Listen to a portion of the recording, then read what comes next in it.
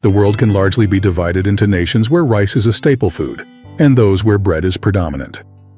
What one has consumed for thousands of years has not only influenced individual values and ways of thinking, but also the destiny of entire nations. To put it simply, there might not be an issue as critical as the impact of rice and wheat on our civilizations. The most visible outcome of this is seen in population numbers. This video will primarily focus on the population aspect, leaving other significant influences for another discussion. As of last year, the global population surpassed 8 billion. On November 15, 2022, a baby born in the Dominican Republic was designated as the official 8 billionth person by the United Nations.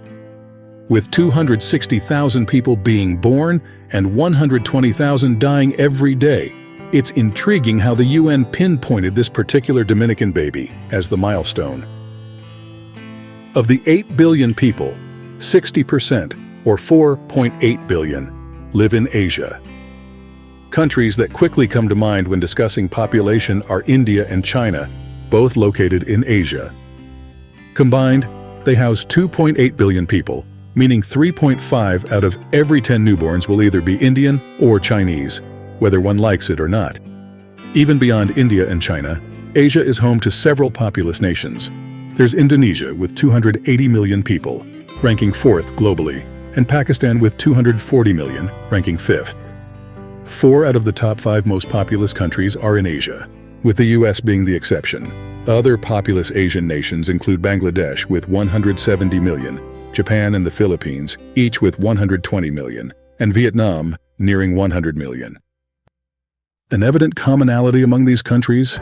They are all primarily rice-eating nations. So, what about Europe, where bread stemming from wheat farming is the staple? Europe's total population stands at 740 million. That's only 9% of the global population, or roughly 1/7 of Asia's. If you combine all of Europe, it still has only about half the population of India or China. Russia is the only European nation exceeding 100 million, and countries surpassing 50 million include Germany, the UK, France, and Italy. Several factors explain the massive population discrepancy between these two continents.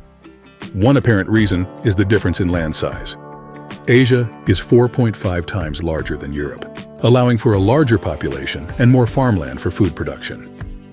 Of course, if you exclude regions in West and Central Asia, where nomadic lifestyles are dominant, this size difference diminishes. Historical epidemics also play a role in the population contrast. Europe faced significant population declines due to regular outbreaks of diseases like the Black Plague, cholera, and influenza. While Asia had its share of epidemics, they didn't inhibit population growth to the same extent.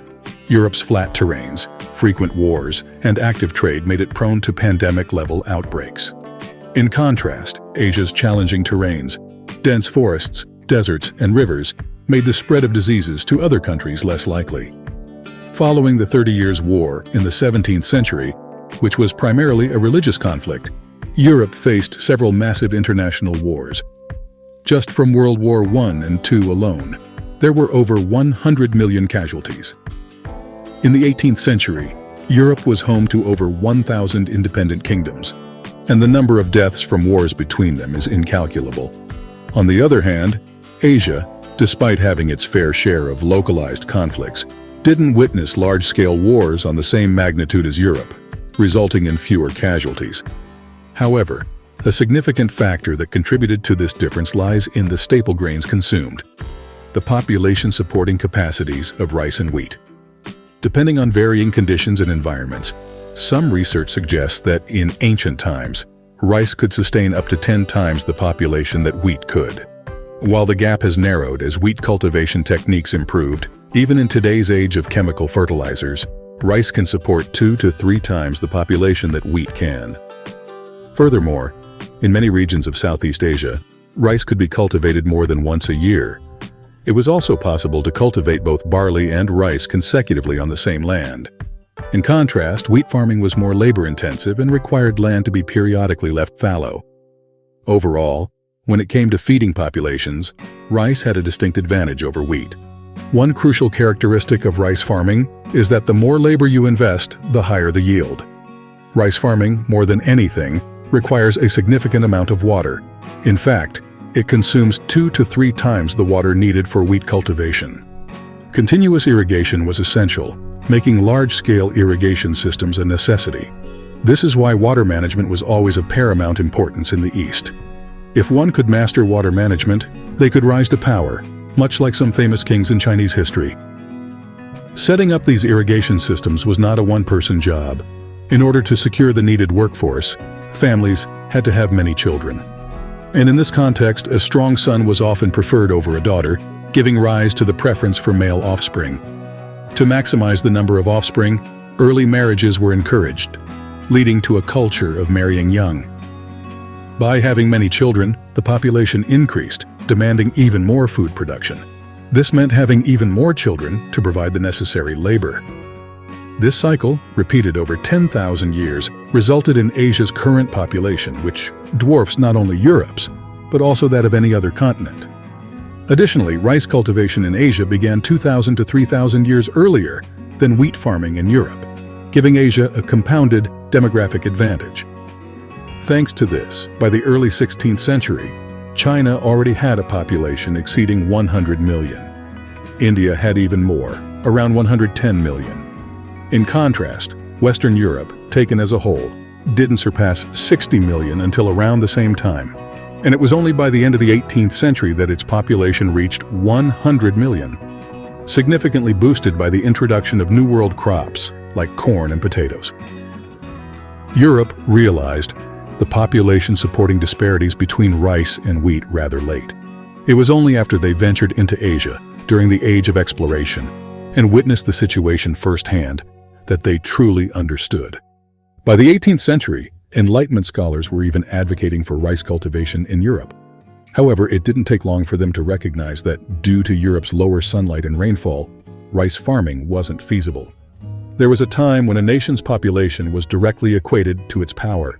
The British economist Adam Smith once said, "The wealth of a nation is determined by the number of its citizens."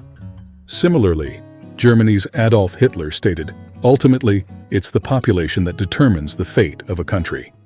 This belief held true in Asia as well, with countries like China and India leveraging their vast populations, largely thanks to rice cultivation, to dominate their respective regions. But times have changed. A large population isn't universally celebrated as it once was.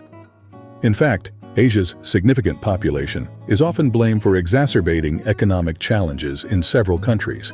On the other hand, relatively affluent East Asian nations like South Korea, China, and Japan are grappling with concerns over decreasing populations, even when they have an abundance of rice to sustain their people. Population management, whether in the past or present, remains a complex issue.